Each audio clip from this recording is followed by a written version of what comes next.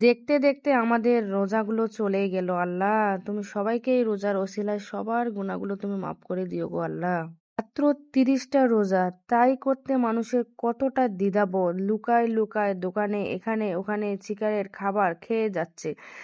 এই একটা মাস রোজা করলে আপনি কখনো অসুস্থ হয়ে পড়বেন না, বুঝছেন? যতই আপনার শরীরে হাড্ডি থাক, মাংস না থাক, তবু আপনার শরীরের কোনো ধরনের ক্ষতি হবে না, এটা আমার মনে হয়।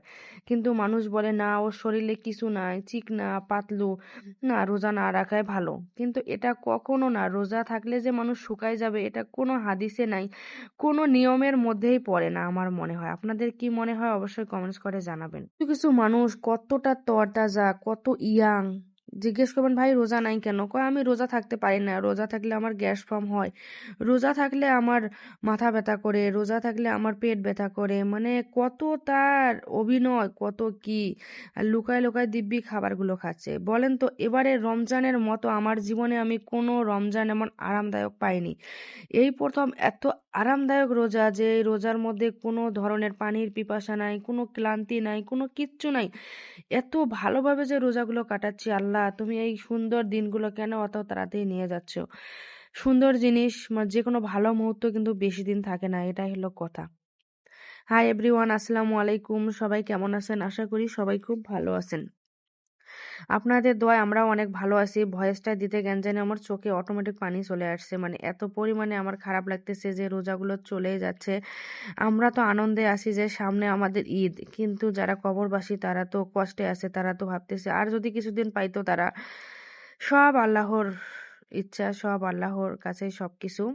আর ইফতারিতে ছিল মনে করেন গরুর মাংস, পোলাও। বাসায় মেহমান আসবে, মেহমানদের জন্য রান্না বান্না করতেছি, প্লাস ইফতারিতেও খেয়ে নেবো। কারণ মনে করেন ইফতারিতে ভাজা পোড়া না খেয়ে এরকম যদি একটু খাবার খাওয়া যায়, তাহলে পরবর্তীতে আর খাবারের নিয়ে কোনো ঝামেলাও থাকে না, একবারে সেহরিতে খেলেই হয়ে যায়। আমার কাছে এটাই মনে হয়।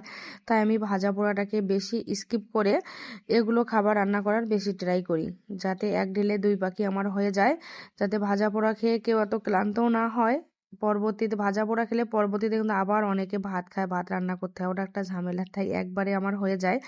তাই এখানে পোলাও রান্না করতেছি, গরু মাংস রান্না করতেছি, বাসায় মেহমান আছে এই জন্য। আর রান্না বান্না করতে আমার অনেক অনেক অনেক বেশি ভালো লাগে। আমার হাজবেন্ড সেদিন বাসায় ছিল, তা আমি এদিক মাংসটা রান্না করতেছি, আমার হাজবেন্ড আবার সে পোলাও চালটা একটুখানি ইয়ে করতেছে, ভেজে নিচ্ছে। মানে তাকে বলছি একটু লেড়ে দাও, সে লেড়ে দিচ্ছে। সে কিন্তু যথেষ্ট ভালো একজন মানুষ, সে আমার কাজে অনেক অনেক অনেক বেশি হেল্প করে। তার তুলনায় হয় না। তাকে আমি কখনো ছোট করতে চাই না, তার গর্বের কোনো শেষ নেই, এগুলো বললে কখনোই শেষ হবে না।